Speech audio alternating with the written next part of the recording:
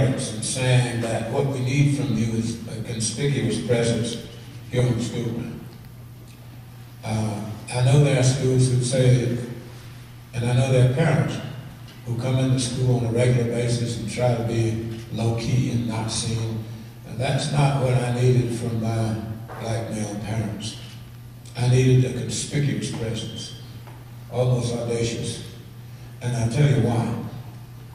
First of all, I learned even as a teacher that in my having gone to schools other than my own sometimes, I was a conspicuous presence there because they didn't see, the children didn't see other black males, not even their own father, but clearly not other black professional males on a regular basis.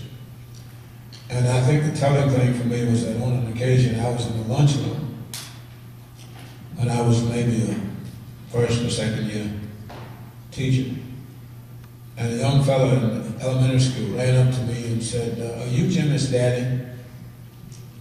And I was taken back for a minute. And I said, "Why do you ask?" He said, "Well, Jimmy said you were his daddy." Well, it all of a sudden struck me, Jimmy doesn't have a daddy who's coming to school. Matter of fact, Jimmy doesn't have a daddy with whom he's conversing. And like everybody else, Jimmy wants an image that can be reflected in his being able to identify with a daddy. So not having a great predilection for lying, I said to him, "Don't you think Jimmy knows who his daddy is? If Jimmy said I'm his daddy, tell Jimmy to get on over here." And Jimmy got on over there. Jimmy was just a surprise. I said, "Sit down, son, let's have lunch together." And I sat down and had lunch with the happiest boy I've ever been around. Now, Jimmy knew I wasn't any his daddy. But he and I kept that secret. There wasn't any reason for me to go around broadcasting, "No, I'm not his daddy." I was hopeful that my wife understood that I was not his daddy.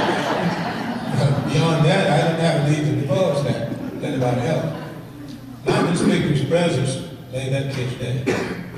And it may have made his future, because I heard from him some other times down the way when he needs a daddy, not for the typical things, food, shelter, but for somebody to identify with.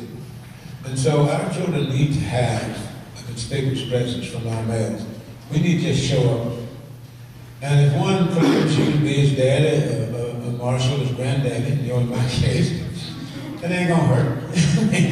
That's not gonna hurt, because that's a highlight in his day.